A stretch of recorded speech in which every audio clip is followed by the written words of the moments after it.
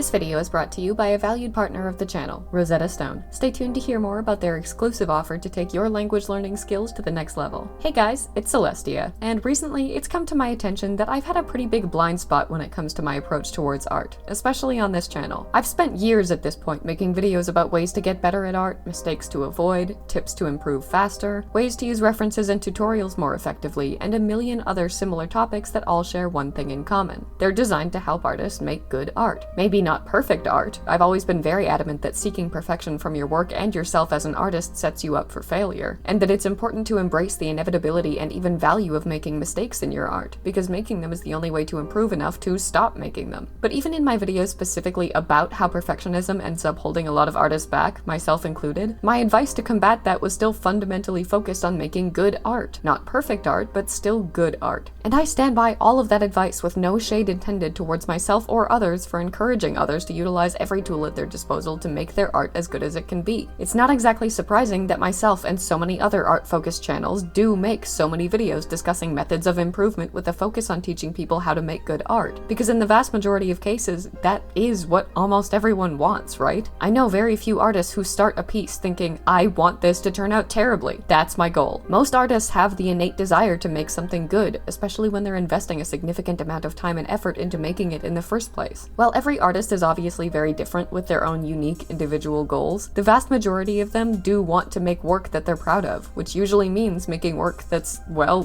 good. So it stands to reason that the majority of art-based content online, mine included, is going to be focused on facilitating that. There's a reason the bottom line of most of it is, here's how to use this advice to make your art better, and it's that most artists want to make their art better. Shocking news, I know. But because of exactly how much importance I and so many others place upon artistic growth and improvement and the technical quality of art, I failed to notice a pretty significant area in which both my channel and my personal perspective on art were falling short, acknowledging and expressing the value of bad art. And to be completely honest with you, I don't think that ever would have even occurred to me were it not for one of you commenting on one of my videos about it. I've looked extensively for that comment and completely failed to find it, but the gist of it was essentially that they didn't understand why I and others were putting so much importance on making good art in the first place. Why are artists not allowed to make bad art? Why is there so much pressure to only make art that's as good as it can possibly be? Why are we all so afraid of making and sharing work that just is without immediately judging it for its technical quality? Why are we so obsessed with making the best art we can to the point that we no longer actually enjoy just making it anymore? It was a perspective I had thoroughly neglected to consider for the majority of my adult life, largely because I myself had become so obsessed with my own improvement that at some point along the way, without even realizing it, I had forgotten the value in making art for art's sake without every piece needing to be as good as it could be, demonstrating some form of improvement over the last, no matter how small. Over the years, I lost touch with that kid I used to be, who would doodle her OCs on the side of her math homework with no care in the world for how good those doodles looked, or whether or not they were better than her last doodles. A lot of them sucked, and I would absolutely have been way too embarrassed to ever let another human being witness their existence, much less actually invest any of my own time and effort into finishing them. But back then, that didn't matter to me. Even if they sucked, I had fun drawing them, because I drew them not to make amazing art, but to enjoy drawing and express my love for my dumb characters. Somewhere along the way, I stopped being that kid, and with the rise of social media and all of the overwhelming pressure to be constantly posting new art that's as good as it can possibly be to compete with oversaturation and avoid getting roasted by strangers that love to hate you, I feel like a lot of us are stopping being those kids sooner rather than later. We're forgetting the value of art made for art's sake, instead fostering this innate fear of making art that anyone anywhere might deem bad, even when it being bad isn't bad. So in today's video, for once, I'm not going to give you advice on how to make good art or share tips on improvement. I'm gonna give you advice on how to not only let yourself make bad art, but see value in that bad art regardless of its quality, and explore why we as a society and an art community have, in many ways, discarded our love of the artistic process itself in favor of our desire to make the best art we possibly can. I needed that wake-up call to remember that it's okay and even important to make art for art's sake without the need for improvement or growth from everything I draw. So maybe you do too, especially given the growing community-wide demonization of any art that the general public deems subpar. But before we get into that, let me take a moment to thank today's partner, Rosetta Stone. As some of you might know already, I've been studying Japanese for a long time. What started as a love for anime quickly turned into a fascination with Japanese culture that only grew over time, especially after I went there in high school and fell even more in love with the country as a whole. Given that my goal is to spend a year there drawing the scenery memory in the form of a fantasy, nature overtaking urban settings themed art book filled with yokai and animals alike, and then eventually even move there someday, it goes without saying that a strong understanding of the language is a huge priority for me. But finding the right tools to develop that understanding isn't always easy, and trust me when I say that I've tried out my fair share of them over the years. It wasn't until I found Rosetta Stone, though, that I really started to see massive improvement in my Japanese skills. I think one of the biggest reasons for that is, in my opinion, that it provides easily the most immersive learning experience I've ever had. It's not just some cookie-cutter translation lesson, it's relevant visuals paired with audio from native speakers designed to help you connect what you're learning with real-life examples of it and understand and retain vastly more of the language as a result. Lessons are tailored specifically to prepare you for real conversations, something it makes even easier by coaching you on your pronunciation. That's always been my biggest weak point because while studying a language, it's easy to find practice reading, writing, and listening. It's a lot harder to practice speaking and pronunciation without many opportunities to actually do so, a hurdle that Rosetta Stone's pronunciation engine completely eliminates, helping you make sure it's not just your understanding of the language that's on point, but your accent when speaking it too. With lessons as short as 10 minutes that fit any schedule, an app that you can use anywhere, and courses in 25 languages from Japanese, French, and Spanish to Arabic and Dutch, and so much more, learning a language has never been more accessible than it is now with Rosetta Stone, something you can find out yourself by taking advantage of this amazing limited-time dual deal offer for their single language lifetime subscription, which gives you unlimited access to your favorite language for life, or you can get access to all 25 languages with the all-language lifetime deal, both deals for over 50% off. No renewal fees, no time limit. You can learn at your own pace without worrying about paying for subscriptions, because you'll have access to everything Rosetta Stone has to offer forever, including advanced features like cultural nuances, expressions, and so much more. Don't miss your chance to finally reach your language learning goals. Click the link in the description now and get 50% off either lifetime access option to the languages of your choice with Rosetta Stone. Don't let your dreams be dreams. That reference probably aged me a good 10 years. I'm so sorry. Thank you so much to Rosetta Stone for partnering with me on today's video, and please go check them out via the link in the description. I promise you won't regret it. All that out of the way, let's get into the video. Contrary to what both society and our own self-doubt tells us, making bad art is good. But to explain what I mean and why, I first have to make it very clear what I mean by bad art, because bad art is a term that might put a sour taste in a lot of your mouths just like it does mine, and I want to make absolutely sure that my usage of it isn't misconstrued. As much as we may try, it's borderline impossible to objectively judge the quality of art based on any universally applicable criteria, because there really isn't any universally applicable criteria to judge it with. What makes art good or bad depends largely on the preferences and perspectives of both the artists and the viewers of their work, with some people preferring particular styles and types of art and disliking others based on nothing more objective than their opinions, which are, by definition, not objective in the slightest. You and I could look at the exact same piece of art and come to entirely different conclusions on whether or not it's good, and neither of us would be wrong. In fact, even in disagreement, we would both be right, because the closest anyone can really come to saying whether art is good or bad is saying it's good or bad to me. The second closest would be in judging the artist's technical proficiency in demonstrating a clear understanding of the fundamentals through their work. But even then, we're still not really assessing whether or not their work is visually good so much as whether or not it's, well, technically proficient. And technically proficient art isn't the only good art. In fact, it doesn't even necessarily play that big of a role in an artist or viewer's consideration of whether or not they think a piece is good at all. There are plenty of pieces that demonstrate subpar technical skills that I think are amazing, and plenty of technically exceptional pieces that I really don't care for in the slightest. And I think that's a sentiment that the vast majority of people, artists and non-artists alike, share. So when I refer to bad art in this video, I don't mean art that's been assessed by any viewer or peer and deemed bad, since there's really no objective way for a viewer to reach that conclusion and assert its accuracy. At least for the sake of this video, bad art refers exclusively to art that the artist who made it thinks is bad. Whether anyone else agrees with them or not is effectively irrelevant to the points we'll be discussing. When I talk about the value of making bad art, I'm talking about the value of making art that you don't like and think turned out badly. I'm not saying you're right that it's bad or that you're wrong, just defining it by the way that you feel about it. So why are we all so afraid to make it? Surely it wasn't always this way. I know I wasn't always afraid to. Like I said in the intro, back in middle school when I first started to really get into drawing, I was never afraid to make bad art, presumably because I was making so much of it by no choice of my own. In fact, it was the vast majority of the art that I made. Sure, the stuff I drew in my main sketchbook was always made with some intention for it it to turn out vaguely well. I did try my best to make it good, and whether it turned out that way or not, I put the effort in and tried to finish every piece in it to the best of my ability. But even that made up maybe 40% of the total art that I made. The other 60% was terrible, messy doodles in notebooks or on homework that almost never turned out even vaguely well, and I had no problem with that. They weren't supposed to because no one was ever gonna see them, and I didn't draw them in the first place to share them with anyone or even create a piece that I had any intention of ever finishing. I just drew them for fun and to enjoy the time I spent drawing, and to avoid learning the Pythagorean theorem, which I distinctly recall tuning out a lesson on so that I could draw my Mary Sue Inuyasha OC that was obviously vastly more important. Actually, honestly, in retrospect, I've used the skills that I practiced by doodling in that class a lot more than I used the geometry I learned in that class, so maybe it actually was. I don't know. Anyway, the point is, I know I never used to be afraid of making bad art back then. Sure, there was some anxiety when it came to trying to avoid a piece turning out poorly when I was actually trying to make it good, but for the most part, I had a pretty healthy relationship with the art that I made to study and improve versus the art that I made to have fun and enjoy drawing. And the latter was always allowed to be bad, but somewhere along the way that stopped being the case. And at least for me personally, I think that's largely because of two things: increased pressure to be posting my art to social media, and the shift from doing art as a hobby to doing art as a job. Even back when social media pressure just meant fearing mean comments on DeviantArt and seeking positive ones, it was still enough to make me prioritize making the highest quality work possible just to achieve that outcome, something that became vastly more overwhelming and all-encompassing over the years as I gradually went from getting a few favorites on the art that I posted on DA to sharing my process in SPEEDPAINTs to an actual audience online. Now I know that any mistake I make in my work is one that's going to be noticed and torn to shreds in the comments, so there's more pressure than ever not to make them and prioritize avoiding making bad art at all costs, at least if I'm going to share it anywhere. And I kind of have to share it everywhere because, like I said, the shift from hobbyist to professional has had an impact too. Art is my full-time job now, in a multitude of different ways, which means I have to use my now very limited free time to make almost exclusively art that can be utilized in that job somehow, be it through speed paints and videos or on merch to be sold. Even the few doodles that I do have time to make that won't ever be shared still aren't allowed to be bad, at least not in the same way that they used to be for fun. They're allowed to turn out poorly, of course, but only if I learn something by drawing them, because with so little free time to spare, doodling needs to be something that I do with the express intention of improving, so that I can make the best use of my time that I can. I can't just doodle for fun. I have to doodle studies designed to help me get better. So yes, they're allowed to be bad, but only if them being bad is a result of me learning something from them. They're not supposed to be fun, regardless of the outcome gained from their creation anymore. It's led to me developing more fear of creating bad art than I even fully recognized I was feeling until I read that comment. I have so much more anxiety now whenever I start a new piece because of the overwhelming pressure to make it good, since you guys are all gonna see it and you'll tear me to pieces if it sucks, and I have to be able to use it for something if I'm gonna commit that much time to it when I have so little of it to begin with. It's gotten so bad that the whole artistic process feels stressful to me now, to the point that even looking at my iPad makes me want to cry some days. After all, what if I mess it up? What if it doesn't live up to my expectations? What if you guys roast the hell out of it? What if I waste the time I spent on it making something that I can't use for anything because it's not good enough? What if it's bad? Somewhere along the way, the kid that didn't care if it was bad kind of died, and a tired, anxious adult too scared of failure to enjoy the artistic process at all took her place. Gone are the days when I made bad art because it was fun. Now every piece I make has to be better than the last, even in the smallest of ways, because if my art isn't improving, what's the point of making it? Certainly not actually enjoying making it. But to a degree, my situation is kind of unique. I'm by no means the only artist sharing their work to audiences online, but doing so as a full-time job is the reason this issue affects me so much. And it also isn't necessarily something the majority of artists end up doing to this extent, so neither my experience nor my reasons for fearing making bad art are universally shared by any means. That in mind, let's examine some of the other reasons that artists might be afraid to make bad art, or at least see very little value in doing so. And I will say, regardless of whether you're a professional or a hobbyist, I think social media-based pressure is still the biggest one. While not every artist makes art with the intention of sharing it with anyone, I feel confident in positing that the vast majority of artists do gain enough validation and motivation from sharing their work with others that doing so is a part of their reason for making it in the first place. I don't think it's a hot take to say that most artists like it when other people see their work and enjoy it, and social media has quickly become not just the best way to facilitate that, but arguably one of the only ways, especially if you don't have a particularly big social circle in your in-person life. So artists seeking that external validation and appreciation of their work are largely forced to post it online if they want a chance of getting it, which comes with two primary problems. One, to please the ever-changing and unyieldingly demanding algorithms, artists face immense pressure to be posting fully finished art as often as possible. That means that if if they want a chance of being picked up and promoted enough on those platforms to have anyone see their work, they need to be making as much of it as they can. And if that much of their time is spent making work to post, they're naturally going to have vastly less time left over to make art that's free to be bad because no one will see it. And people seeing it brings me to problem number 2. The internet is mean as hell. Especially on particularly toxic platforms like TikTok, viewers of art online are relentlessly cruel in their assessments of whether that art is good or bad. And whether you want their input or not, you're probably going to get it. And it's probably going to be a scathing indictment of not just your art, but you as a person because you had the audacity to make it. That might honestly be the biggest reason I discussed today that's led to the growing and increasingly crippling fear of making bad art. The fear of strangers online tearing you to shreds if you do. Making art is an incredibly personal experience at its core, and sharing it is subsequently a vulnerable one. Opening yourself up to having this thing that you poured your heart and soul into scrutinized by strangers who are increasingly predisposed to spewing vitriolic hatred is terrifying. And it's no surprise that it's led to immense pressure to make sure that the work that you do share with them is as good as it can possibly be to avoid that potential outcome. Bad art has become the butt of every joke online, and roasting it has become not only commonplace, but socially acceptable. There was a full-on campaign of bullying and slander towards one single artist on TikTok based solely on the fact that they drew eyes too high on their characters' faces. And while instances of this art-based bullying aren't typically that extreme, that doesn't make them any less common, nor does it make artists any less terrified of being the target of one. There seems to be this unspoken rule that if you're gonna post your art online, it had better be the best art you're capable of making because no one will want to see it if it isn't, so you shouldn't bother sharing it. Or worse, you should be mocked for sharing it because making bad art has gradually stopped being seen as something that every artist naturally and unavoidably does, and started being seen as some kind of a crime against the art community, if not humanity altogether. Because artists are too scared to share their bad art, they either don't make it or they act like they don't. So we're losing that collective shared understanding that making bad art is just a part of being an artist that we all experience. If everyone only ever shares their best work and acts like that best work is all they ever make, it sends the message to younger, less experienced artists that they're bad if all of their work doesn't turn out as well as the art they see online, or even their own best work. After all, the artists they look up to never make bad art, or at least that's what they would have them believe, so if they do, they're doing something wrong. In reality, even the best artists online, renowned for their skills and breathtaking portfolios, make pieces that turn out poorly and messy sketches that don't demonstrate a fraction of the skill that those portfolios do. They just don't share that online, furthering this false but widespread belief that everything they ever make is as polished and perfect as what we see. Everyone makes bad art, but because we've all gradually become trained to act like we don't, everyone now feels bad when we do, because it's no longer viewed as an acceptable, normal, even beneficial part of being an artist. It's shameful, it's embarrassing, it's God forbid cringe, the worst thing you could dream of being seen as online. But even if you've never touched social media, and good for you, you're as rare as a unicorn and I wish I was you, there are still plenty of reasons that you might fear making bad art or fail to see its value. And one of the biggest ones is personal or self-imposed pressure. Whether it's a result of the growing prevalence of hustle culture, your own high standards, pressure from friends or family or teachers,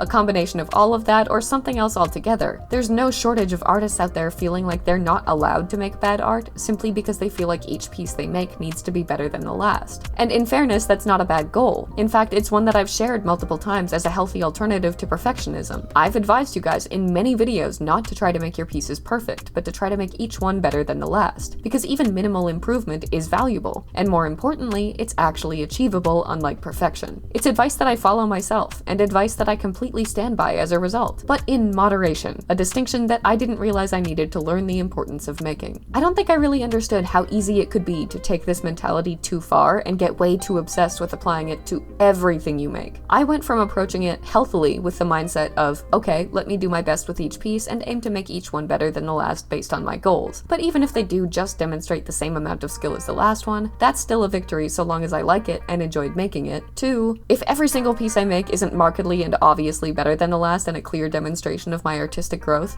it's a failure and so am I. Paired with a healthy mindset, the advice of aiming to make each piece better than the last is awesome and it leads to a lot of growth and improvement. But without that healthy mindset, it can quickly lead you to a toxic dependence on improvement to give your art value, and subsequently worsen any fears you may already have had of making art that you think is bad. And that's something a lot of artists deal with, making them feel like they're not allowed to make bad art since at best it has no value since it doesn't show improvement, and at worst actually makes them feel worse about themselves as artists because they feel like it represents a step backwards rather than forwards, even though staying the same is just as much of a win. And that brings me to the last main reason I'll be discussing today that artists might might be afraid to make bad art, that the quality of their work is, for any number of potential reasons, heavily and potentially inextricably intertwined with their self-esteem. If a piece turns out well, they feel like a good artist. If they don't like how it turns out, they feel like a bad artist. I feel like it's an issue that's been massively exacerbated by what I mentioned earlier, that cultural shift away from accepting bad art as something that every artist makes regularly and consistently throughout their artistic journey, and towards the demonization of bad art as something that only bad artists make. Of course, artists are gonna feel worse about themselves for making bad art if making bad art is treated like a bad thing, and we're all too busy saving face and acting like the polished work we share online is all we ever produce to acknowledge that it's not true. And in reality, all artists are constantly making work we think sucks because that's just a part of the universal artist experience. You have to make bad art to make good art, and not only does making it not reflect poorly on you as an artist, it's a step towards making you a better one. But in an increasingly critical and unforgiving online community, it's more than understandable that a lot of artists just don't feel that way, and fear making bad art because they feel like the quality of each piece they make is the basis for their self-esteem. Of course you're gonna want to avoid making bad art if you think doing so makes you a bad artist, especially in a culture that promotes that way of thinking more and more with every passing day. And while we're on the topic of that culture, let me also address another related issue that's arisen as a result of it: the glorification of professional artists and the demonization of hobbyists. Because of the immense value placed upon art that's viewed as good and the intense scrutiny directed towards art that's viewed as bad, artists are facing more pressure than ever to develop professional level skills whether they actually want to pursue art professionally or not. In some unfortunate nightmarish culmination of hustle culture's increasing prevalence and the toxicity of online art communities, in which unsolicited critique in the form of hate comments is commonplace, it's somehow become not okay to just do art for fun. Now, if you have any intention of posting your art online, there's some unspoken rule that whatever you do post should be as good as possible, and as a result, you should always be striving to improve so that you can deliver the highest quality of art that you're able to. Hobbyists who don't care about the quality of their work so long as they like it and had fun making it are now subjected to the same scrutiny as professionals posting expert-level polished work that they trained for years to be able to make, forcing hobbyists to suffer from a comparison that's unfavorable by default and sets their work up to look worse as a result. It's like you're not allowed to be a hobbyist artist just having fun. Even if you have no interest in pursuing art professionally, you should still be constantly seeking to improve your skills and make the best art you possibly can at all times, if you plan on sharing it anywhere, because posting art that's bad has effectively come to be viewed as an art crime. It's perfectly fine to be a hobbyist that has no interest in improving and just wants to make and share art for fun. You don't owe anyone polished, perfect art, and you're not obligated to improve to a professional level just to earn the right to post your work.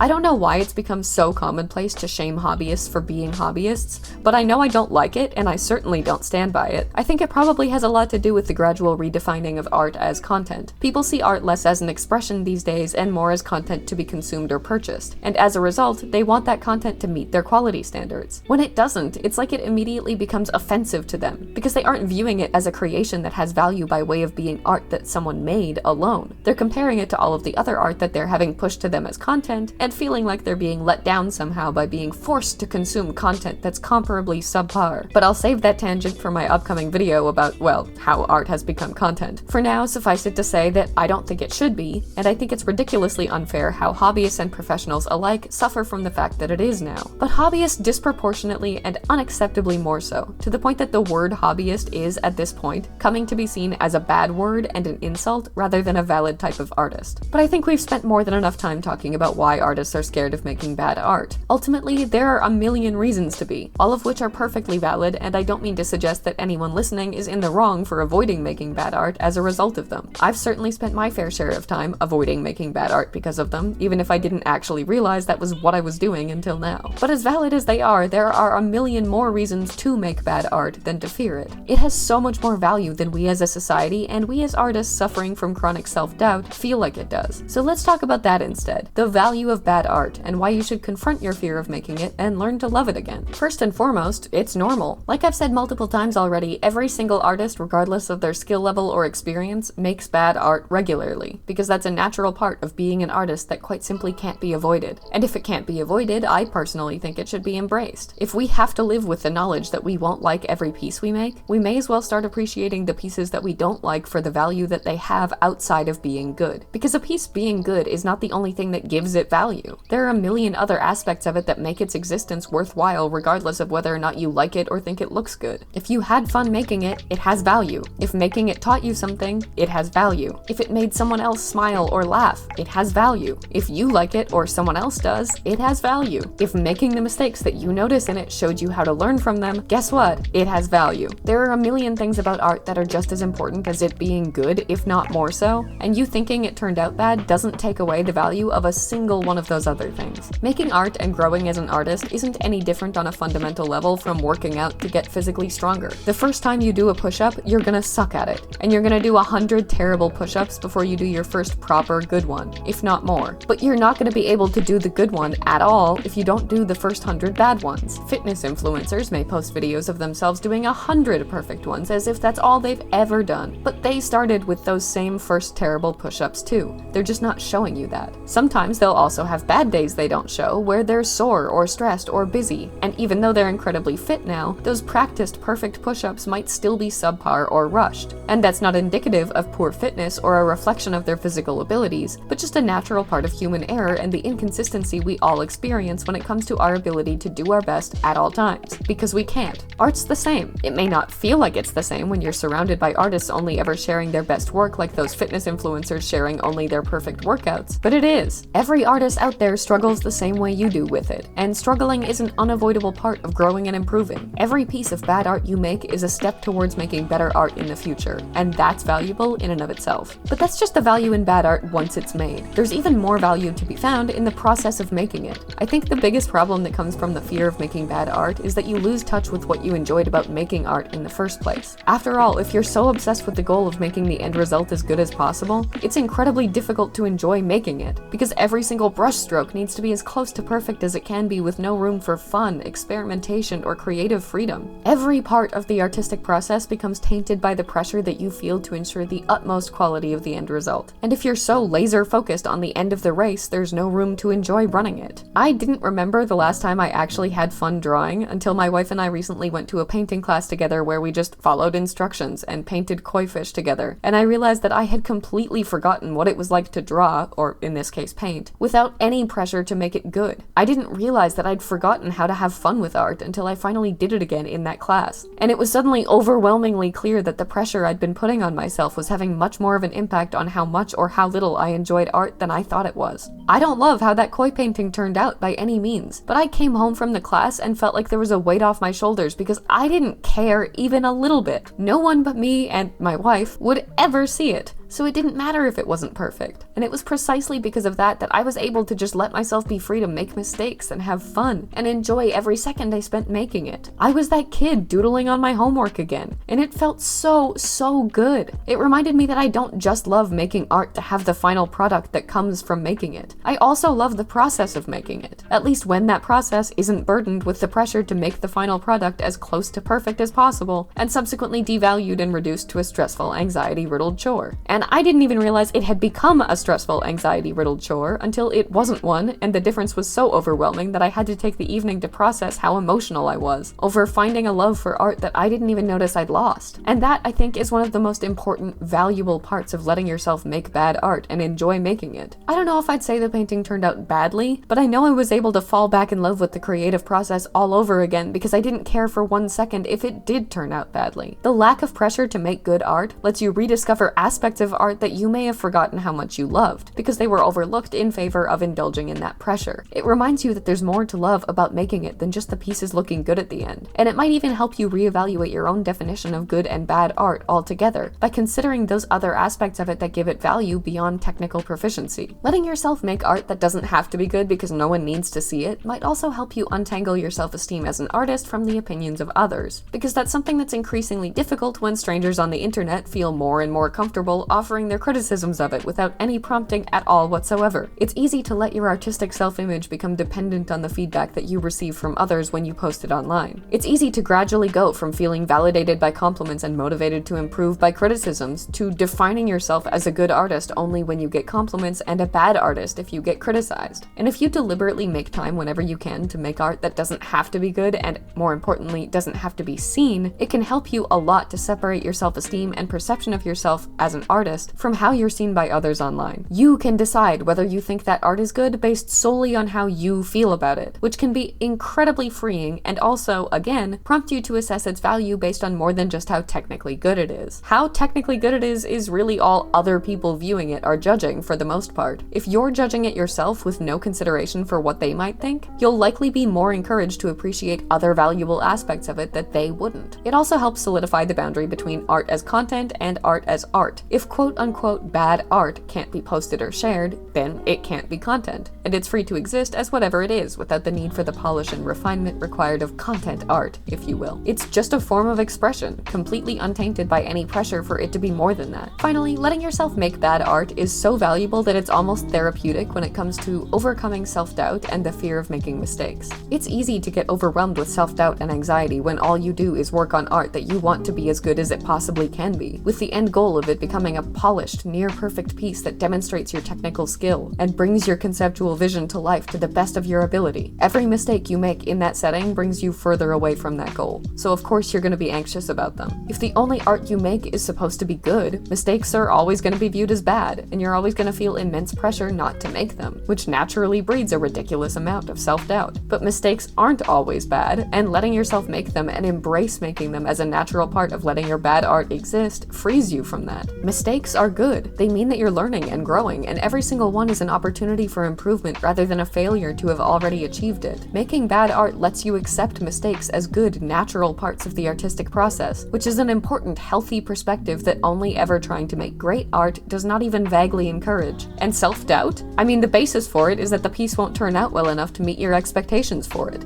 If you have no expectations for it, it can't fail to meet them, so you can't be disappointed by the end result. And without that disappointment, you have nothing to feed that self-doubt with. And any way you can find to starve your artistic self-doubt is a win in my books. And that's just the personal, emotional side of the benefits that letting yourself make bad art offers you. There are technical benefits too. If you're not worried about how a piece is going to turn out, you have complete freedom to experiment with it however you want. Worst case scenario, you try out a new technique that doesn't work out, and you either learn that you need to practice it more, or you learn that you don't like it and you don't want to use it again. Best case scenario, you find that it works really well for you and you want to incorporate it more often in your regular work. It's part of the reason that making bad art is so important when it comes to improving as an artist. You need to let yourself make mistakes to learn how not to, and letting yourself experiment with new ideas and techniques and weak points that you struggle with is the best possible way to learn. You can only go so far as an artist if you only do what you're already good at. You can grow so much more by letting yourself suck at new things you're not good at yet so you can get good at them over time. A lot of artists fear making bad art because they think that doing so makes them bad artists. But in truth, making bad art is the only way to become a better one. The positive impact it will have on your skills over time cannot be overstated. And it's not just your skills that will improve as a result of giving yourself the freedom to make bad art, even if only in the setting of studies or practice. Your ability to further develop your style will too. The freedom to experiment that you'll feel when you start a piece without caring if it turns out well also lets you try out new stylistic elements that you may not otherwise have had the courage to incorporate. So you'll be able to try out new things with your art style to see if they work without committing to them. You don't know if hard cell shading or exaggerated eyes would work with your style? Well, it might not. And if you're only ever letting yourself make art that has to be good, you might not feel comfortable risking that outcome. But if you let yourself make bad art, you can try it out without fear of it not working because there's no consequence if it doesn't. As a result, you'll end up finding tons of new things that do work that you might want to keep as a permanent fixture in your art style. And they're often things that you never would have tried if you didn't give yourself that freedom. That concept also applies to ideas and subject matter too. You may feel stuck only drawing stuff you already know how to draw, and the only way to get just as good at drawing other things is to let yourself be bad at drawing them first. Plus, you can only figure out if you like drawing that new thing by